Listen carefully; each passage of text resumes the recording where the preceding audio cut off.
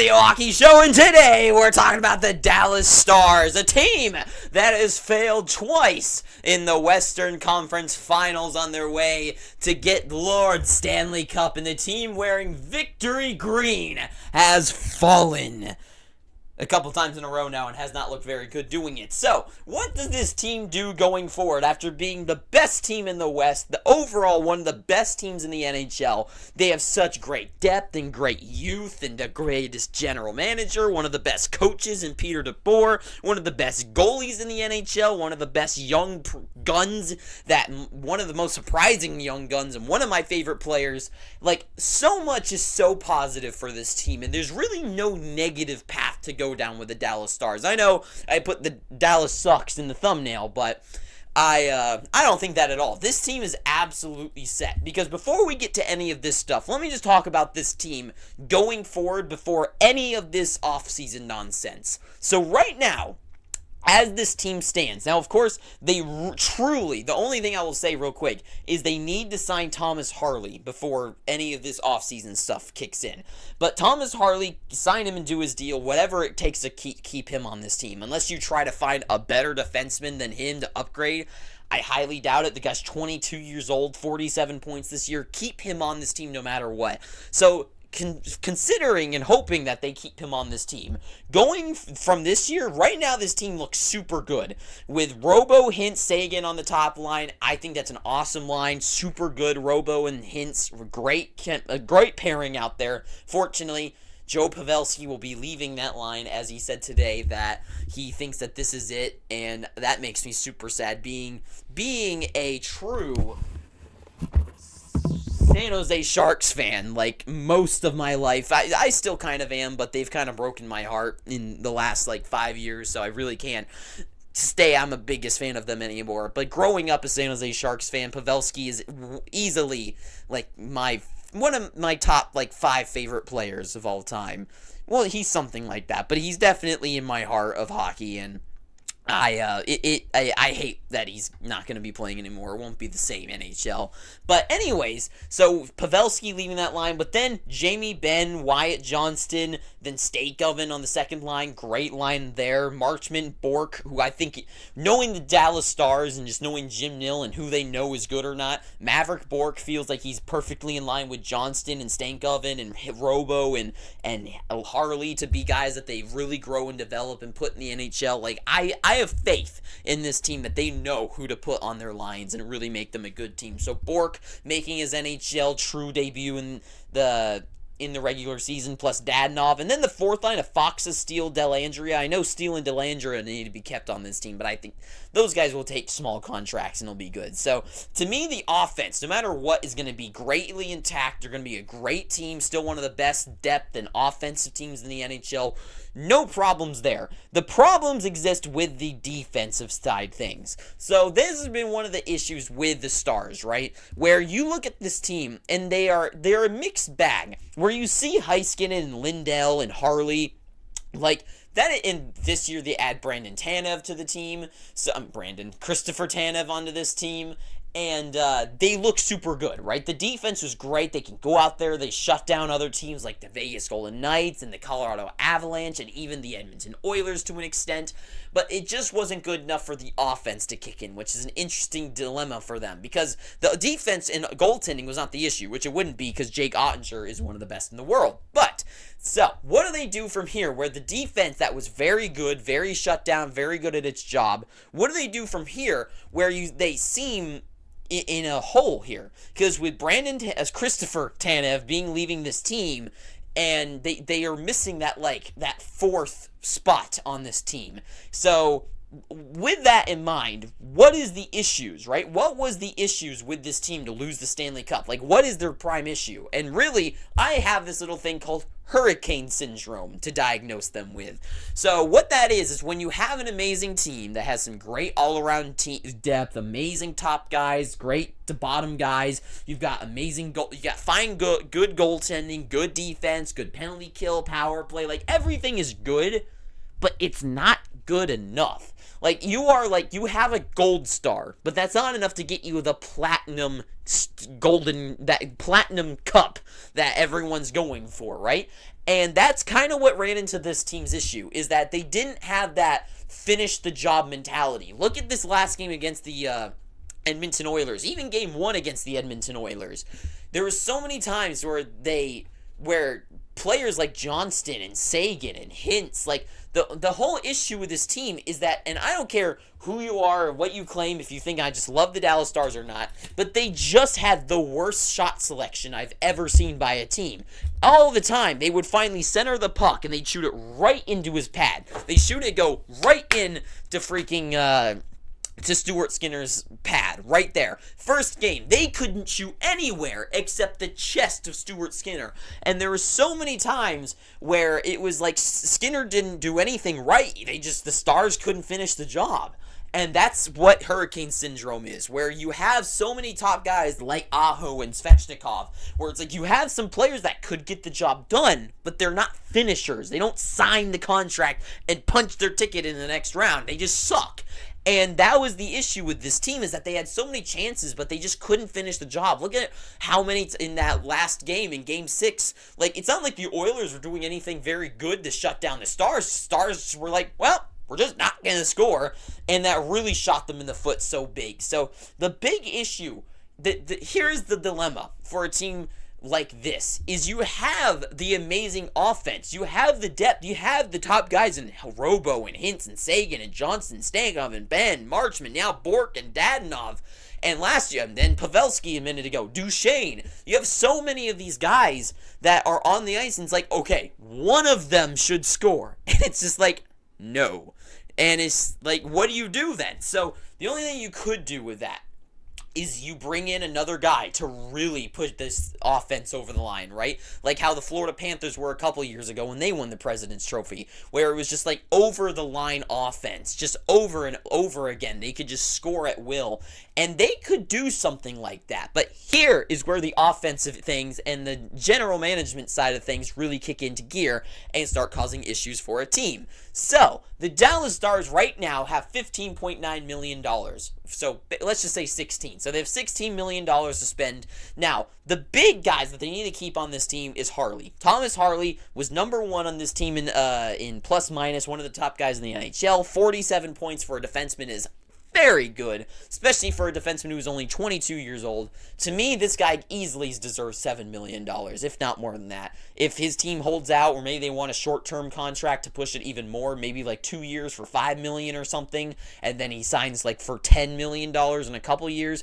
Harley is a very underrated defenseman, and he's on a very good team, but he does a lot of good things. He does a lot of things right for this team, and he's only 22 years old. He's good size, good puck mover, can get points on the board, but also play good defense. He's that Devon Toews kind of size guy, right? Heiskanen, I mean, I know it's a very big difference. Heiskanen, Makar. Like, Makar definitely is the better player, one of the best defensemen of all time, can put 1,000 points on the board. Heiskanen's definitely more geared towards keeping the puck out of the back of the net and being more of a defensive giant, but it is still like the tandem there, right? Where it's Heiskanen and then it's Harley. And Harley, and if it's the same kind of mentality, it's like you got Makar, who's at like $9 million, Toews at 7.5, I think, right?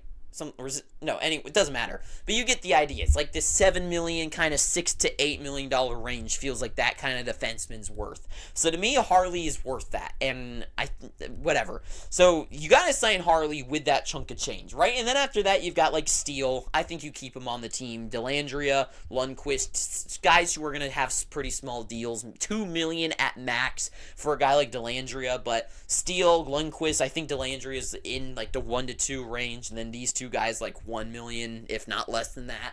So to me, it's like the Stars, those domestic problems are complete non-issues. The issues are, what do they do to boost this team forward, right? Because they could keep a guy like Tanev on this team, which he was very, very good for the Dallas Stars this playoff run. Super good.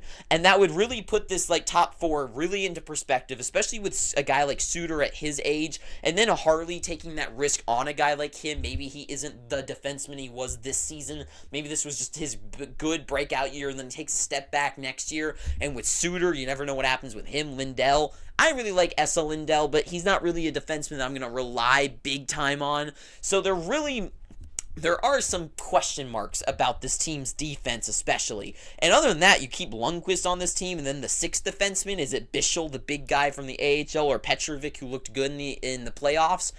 That's a question mark. It is a question mark. Suter, you don't know. With his age, could drop off any second, just be a complete healthy scratch candidate. And then Bischel or Petrovic or whoever they want to fit in that last role is really just a nothing player at that point, unless it's like Bischel is a big defenseman. But you get what I mean. Excuse me. So there are question marks about this team where it's like they aren't truly over the line yet. And especially this year, we saw that they aren't over the line. They didn't win the Stanley Cup. They didn't win the President's Trophy. This team is very good, but it's not the best. And right now, it makes me wonder if, regardless of anything, whatever they do here, they got to keep two things in mind. Wyatt Johnston's contract and Jake Ottinger's are due next season. They cannot sign. They cannot go out there and go like, yep, Sam Reinhart, here's $10 million for 5 years. They could do that, but they've got some problems with the contracts there. Now, of course, they can move out a guy like Benz or Sagan's, which are 9.5 and 9.85 respectively to those contracts. But first of all, Johnston, what he's worth right now, plus what he's going to be worth next year, oh boy, that guy is an $11 million player. Maybe at least 10 or 9 million. He is huge for 21 years old. He does everything that a guy like Mitch Marner you wish did on the ice. He goes to the corners. He strips pucks off of players. He creates plays. He makes plays. He does goals. He crashes the net. He hits players. He's in the play. He is exactly what the Dallas Stars are looking for. Pay him whatever the hell he asks for. He deserves it, but he's going to be paying a lot. Jake Ottinger, same deal. He is a great goalie. He is your goalie. You got to keep him on this team. I think he's worth probably $8 million at least, unless he wants to go push it and go to 10 or something. But I think with his $4 million contract that he signed, I think he's definitely earned at least 8, Ilya Sorokin kind of territory. I don't think he's over the line like Shesterkin, but 12 million he's going to be asking for, or what Swayman 10 million he could be asking for. But to me, I think he's definitely a solid $8 million goaltender. And to me, it's you sign those two guys. Johnston wants 10 million at least, plus Ottinger's boost in $6 million. That's $16 million right there having to be handed out next year. And that's all their contract space this year, plus whatever the hell the cap extends by. And you still need to keep other guys on the team and make sure your team's still good. And plus, Lindell's contract is also coming up next year as well. So you can't just go out there and just sign someone like Jonathan Marchessault to his 2-year for $7 million deal, which is, I think, what he is probably worth. So, because it's just not going to work like that. Unless you move out a guy like Ben and Sagan, but I think that would be foolish right now. I know people out there right now are well, all those people online, they want to type whatever they want to say and say oh, Ben's contract's $9 million, they can move it out. But then there's no substance behind that. Any team could do anything, but there has to be a good reason and a good outcome for that. And Jim Nill is a great GM, so he's going to do something right. So, to me, it's this team's biggest issue is I think you sit and let Wyatt Johnston and Stankoven really develop Bork this year, see what he can turn into, and see if Robo and Hintz can really take that next step forward and maybe be their playoff guys. Because offensively, they are fine. They do not need to boost it in any way unless you get towards the trade deadline, you bring in that hot, number one guy that you want to bring onto the team. But the defense is where things are issues. So, to me, I would say this team should be in the running to get Jakob Chychrun. $6.4 million for that guy. The Ottawa Senators could probably take a little bit of a cap, hold some of the cap away from that to maybe even do it. But regardless of anything, I think this team, Chychrun's got 1 year left on this deal. So this year, $6.4 million for him. Not a bad deal for them. No matter what, they will have the contract space left to make that happen, or they can move something out and just clear up that space regardless of anything. And Chychrun onto this team, so Lindell, Miro, Harley, Chychrun, Suter, Bischel, or Lundqvist, I really like that line. They really need to fit in that fourth spot.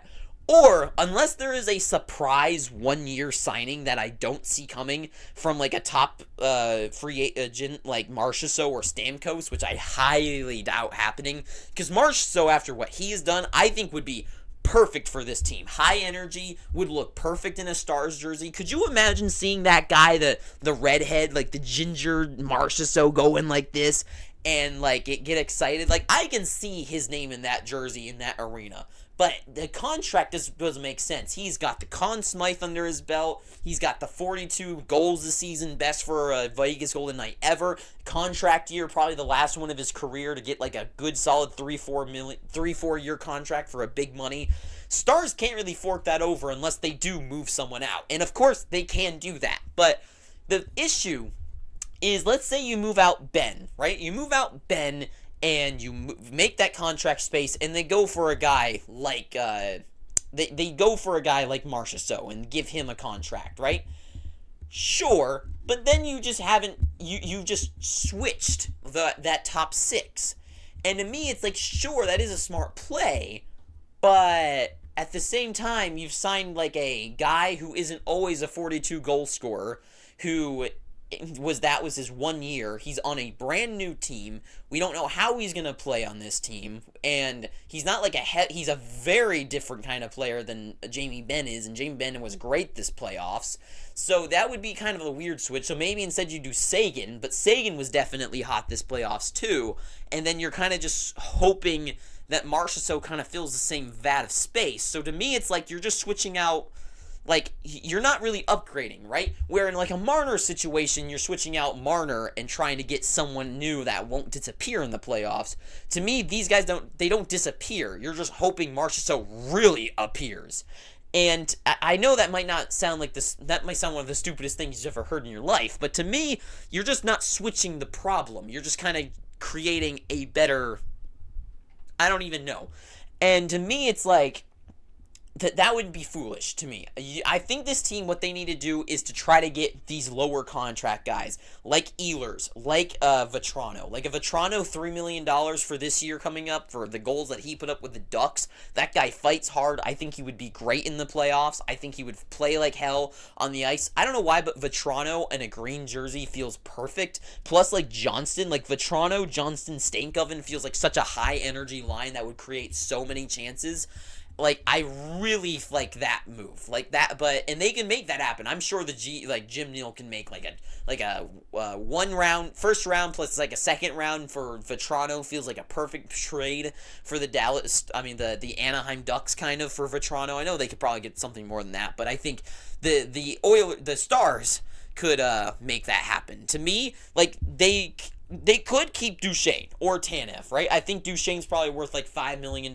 They could keep him on the team, but is that going to push them over the line? They just tried that. It didn't work this year. What's going to change? Or Tanev, same thing. So to me, I don't think the Dallas Stars are going to sit on their hands. Jim Nill is one of the best GMs in the NHL. He knows how to put together a very good team, and he knows what he's doing with his team. And he also looks like Mario. That's a whole other thing. But Jim Nill looks like he knows what he's doing with his team. Obviously, he's the GM of the year. I think he should win it again this year. And to me, he is going to do something with the defense, especially. The offense, to me, is fine, and I think you can allow Stankoven and Johnston go like one more time at it before you really take a shake-up to this team, because then you don't really need to yet, because Ben and Seguin, they definitely feel like they're doing just fine in their roles that they have right now. They're playing good. Sagan's not that old. He's in great shape, so it's not like he's slowing down anytime soon. Ben, on the other hand, he is still like a bruiser, so maybe his contract you could move out. But I don't know what you get in return for a Jamie Benn. I don't know what other teams would be willing to give back, and you would just be creating cap space for yourself to sign a guy like Marchessault. But I'm pretty sure Ben's contract is up this season, I think. So it's like you wouldn't really be creating. I don't know. To me, I just don't think that solves everything. I think his contract is a necessary liability to expand upon. And to me, I think Duchesne was a great steal for the Stars last year. And I think Nil was going to find a great opportunity this year. And I think a Chychrun for this team would be great. I think any of these like top defensemen who are out there, maybe a guy, well, no, I don't know what I was thinking about that. But like a Gostisbehere maybe bring onto this team if he goes free. I know Philip Hronik is kind of out there. Maybe they could try to make a sweep in for that guy to get him on this team, but that would be a big contract, another one that they'd have to put on this team, so that wouldn't really be good. But Hronik and Harley and Lindell and Heiskanen would be a very solid top four to really shut down other teams. But I don't know. It is kind of an interesting conversation to see, and I guess if anyone's made it this far, like, tell me what you think the Stars should do below, because to me, it's like they still have a very competent team. They have a very good team, very good structure, a lot, like, great offense. Right now, like, the defense is fine to survive. I mean, especially if they put just, like, Miro with, like Lundqvist, and then it's Harley and Lindell, Suter, and someone. Like, Heiskanen can carry his own line. Lindell and Harley being, like, the solid, like, pairing. And then Suter is just, like, a fine defenseman. Like, you don't know with his age if he could just fall off. So, to me, they definitely need to make moves. And Nil is definitely not shy of making moves. And they're going to do that. The moves exactly, if it was my team, Chychrun would be my number one in my eyes. I think Chychrun and Vetrano, making a way to figure out that to work would be huge. Because then next year is when everything kind of resets. Because Johnston needs to be signed. It's a completely different landscape for this team. But right now, I think now is their time where they still have a little bit of chunk of change to make those moves and really overhaul this team before they change everything.